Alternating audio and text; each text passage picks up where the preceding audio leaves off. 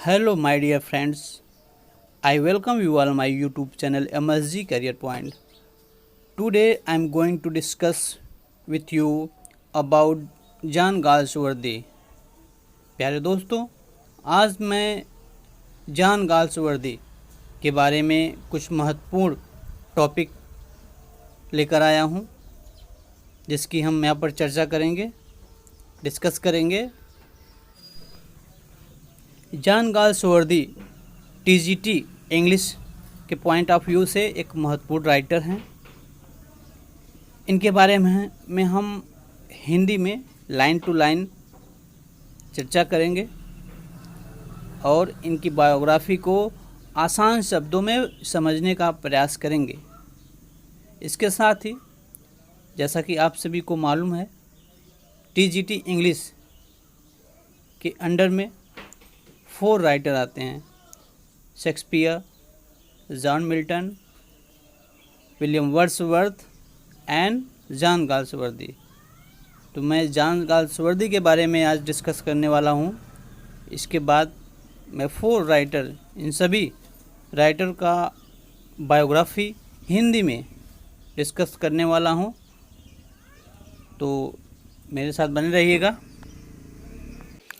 मैं इनकी बायोग्राफी को हिंदी में पॉइंट बाय पॉइंट समझाने का प्रयास करूंगा।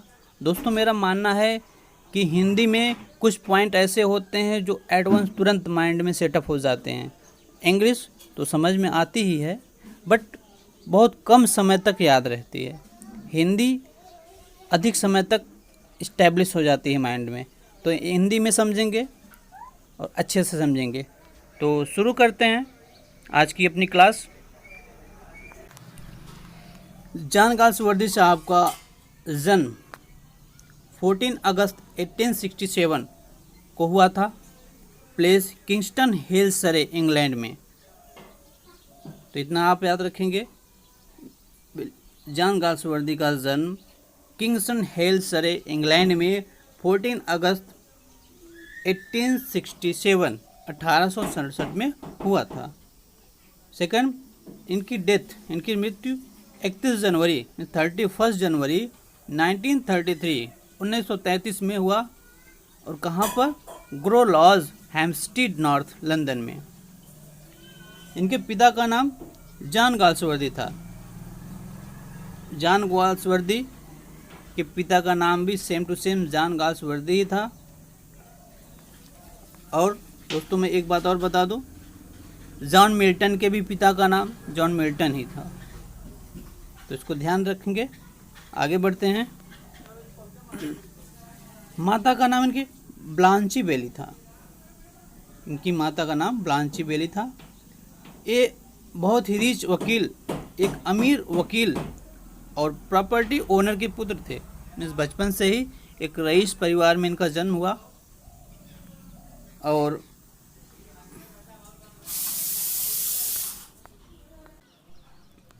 इनके पिता एक मशहूर लॉयर तो थे ही, मशहूर लॉयर थे। इसके अलावा जान गाल्सवर्दी साहब ने भी 1889 में लॉ की डिग्री हासिल कर ली। इन्होंने हैरो एंड ऑक्सफोर्ड में स्टडी किया, अध्ययन किया। मीन्स इनकी पढ़ाई, गाल्सवर्दी की पढ़ाई हैरो एंड ऑक्सफोर्ड यूनिवर्सिटी से हुई। इन्हें वकालत के लिए 1890 में बुलाया गया था, परंतु इन्होंने प्रैक्टिस नहीं की। आगे क्या होता है, डेट बाय डेट मैं आपको बताने का प्रयास कर रहा हूँ। 1891 से 1893 के बीच, 1891 टू 1893 इन्होंने अनेक कंट्रियों में ट्रेवल किया, विश्व के कई देशों में यात्राएं की। देन आफ्टर 1895 में इन्होंने लेखक की तरह अपने करियर की शुरुआत की। एज ए राइटर इन्होंने अपने करियर की स्टार्टिंग कब की थी? 1895। पॉइंट नोट करने की बात है, याद रखिएगा, इम्पोर्टेंट पॉइंट है। देन आफ्टर इन्होंने अपने चचेरे भाई की पत्नी एडा से मैरिज किया। एडा पियर्सन, फुल नेम था एडा पियर्सन। तो इनकी पत्नी का नाम एडा पियर्सन था, जो कि इनके कजिन की वाइफ थी। देन आफ्टर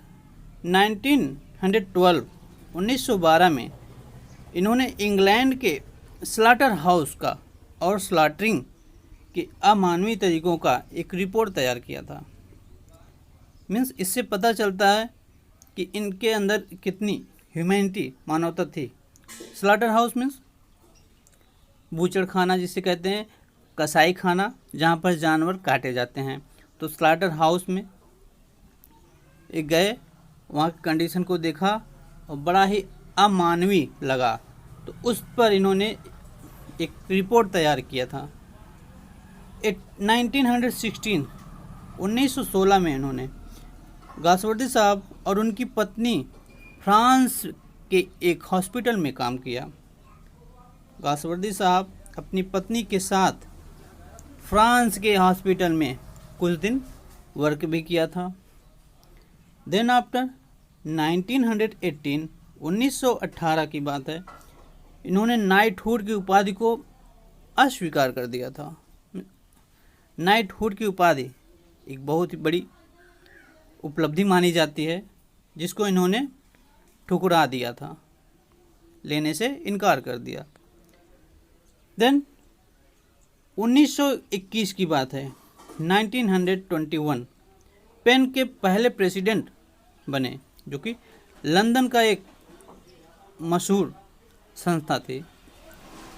पेन क्लब के पहले अध्यक्ष बने थे 1921 में। 1921 में इम्पोर्टेंट क्वेश्चन है, पेन का full form poet, playwright, essayist, novelist, this are the groups of. Then after इनके पहले novels pseudonyms John Sinjohn के अंतर्गत लिखे गए थे।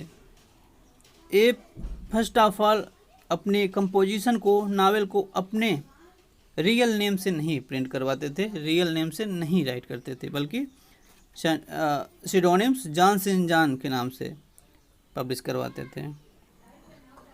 और इनका पहला नावल था जोसलिन।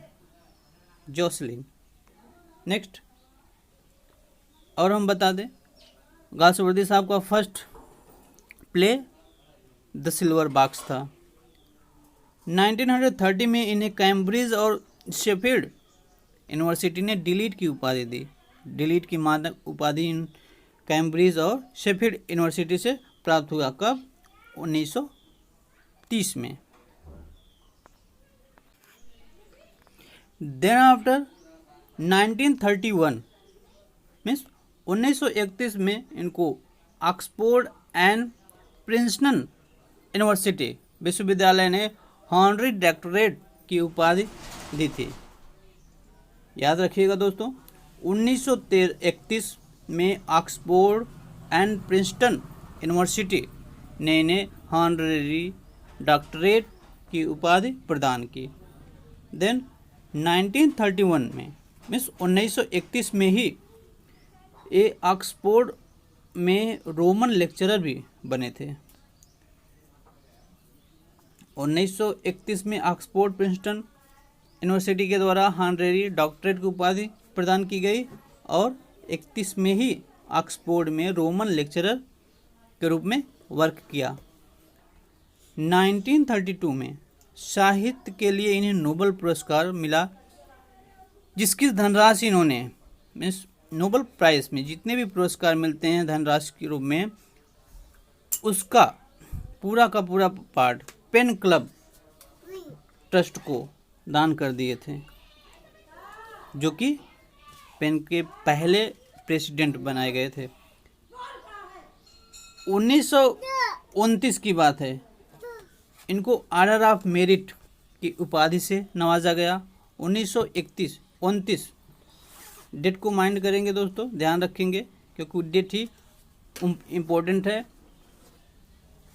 क्वेश्चन में आ सकता है। मैं ये नहीं कहूँगा कि गारंटी है, बट आने की संभावनाएं बनी रहती हैं। तो ऑर्डर ऑफ मेरिट, एक बात और बता दो, इनको ओम जॉन गाल्सवर्दी के नाम से भी जाना जाता है। ओम जॉन गाल्सवर्दी क्यों? 1929 के बाद ऑर्डर ऑफ मेरिट जब मिली, उसके बाद इनके नाम के आगे ओम जॉन गाल्सवर्दी लिखा जाने लगा। ओ से ऑर्डर ऑफ, एम से मेरिट। आगे बढ़ते हैं। He never learn to tell a good story along, कभी वो अपनी कहानियाँ याद करके नहीं कहते थे। याद की हुई कहानी का मेंशन कभी नहीं किए अपने कंपोजिशन में, बुक्स में, नावल, कॉमेडी, प्ले, इटीसी। वे फिक्शन को सुबह और दोपहर में ड्रामा लिखते थे। बात नोट करने वाली है, फिक्शन सुबह लिखते थे और ड्रामा को दोपहर में लिखा करते थे। वे पुराने नावल को नए नाटक में बदल देते थे। अपने पुराने नावल की चर्चा और नए नावल में भी किया करते थे। प्लॉट एंड स्टोरी इनके लिए महत्वपूर्ण नहीं रखते थे। कथानक, जिसे कथा कहते हैं, स्टोरी, इनके लिए महत्वपूर्ण नहीं था। इनके लिए महत्वपूर्ण था तो किस तरीके से समाज में जागरूकता, अवेयरनेस फैलाया जाए, किस तरीके से लोगों तक अच्छाई का संदेश पहुंचाया जाए। बस गाल्सवर्दी साहब का हमेशा से यही प्रयास रहा। दोस्तों, ये रहे कुछ important point about John Galsworthy's life. आगे हम देखते हैं कुछ कंपोजिशन, कुछ सेलेक्टेड कंपोजिशन एंड उनके पब्लिश्ड डेट, क्योंकि पब्लिशिंग डेट बड़े इम्पोर्टेंट होते हैं। अक्सर किसी न किसी कंपोजिशन का डेट पूछ लिया जाता है एग्ज़ाम में, तो मैं प्रयास करूंगा कुछ इम्पोर्टेड और सिलेक्टेड कंपोजिशन का डेट आपको क्रोनोलॉजिकल वे में बताऊं। तो देखते हैं। These are some selected composition written by John Galsworthy.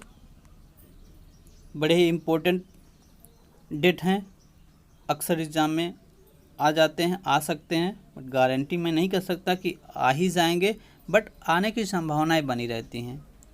और हम स्टूडेंट की प्रिपरेशन संभावना पर ही डिपेंड करती है। क्वेश्चन आए या ना आए, पहले से हमें लर्न करके पढ़ के रेडी रहना है, तभी हम आगे सफलता ग्रेन कर सकते हैं। तो देखते हैं इनके डेट्स। द सिल्वर बॉक्स 1906, ये सिल्वर बॉक्स जॉन गाल्सवर्दी का पहला प्ले था, फर्स्ट प्ले माना जाता है गाल्सवर्दी साहब का। ज्वार 1907, strife 1909, justice 1910, the little dream 1911, the eldest son 1912, the pigeon 1912, the figurative 1913 में आई, द मॉब 1914 में लिखी गई। डेट को दोस्तों एक दो बार रिवीजन कर लेंगे तो याद रहेगा। फाउंडेशन, एक minute, foundation 1917, the skin game 1920। प्यारे दोस्तों, स्किन गेम का डेट बड़ा इंपॉर्टेंट है, एग्ज़ाम में आ भी चुका है, तो इसलिए ध्यान देंगे। Family man 1921, the first and last 1921, the little man 1921, hallmarked 1921, defeat 1921, the son 1921, punch and go 1921।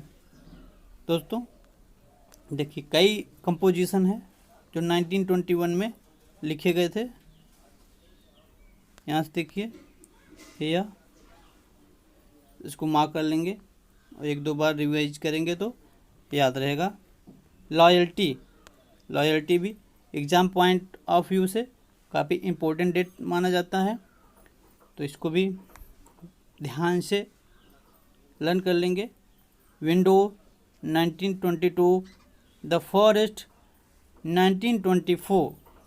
आगे भी कुछ और एग्जाम्पल इम्पोर्टेंट कंपोजिशन है, जैसे old English 1924, the snow 1925। Snow ये भी इम्पोर्टेंट टॉपिक है, इम्पोर्टेंट कंपोजिशन है। Escape 1926, this also important. Exiled 1929, the roof 1929।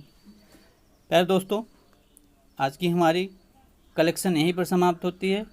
मैंने प्रयास किया कि आप तक कुछ सेलेक्टेड कलेक्शन पॉइंट पहुंचाए जाएं। अगर हमारा प्रयास आपको अच्छा लगा हो तो वीडियो को लाइक करें, कमेंट करें और शेयर करें, और जो कमियां आपको लगे कमेंट बॉक्स में आप बताएं, श्योरली बताएं। और हाँ, चैनल को सब्सक्राइब कर लें। Thank you.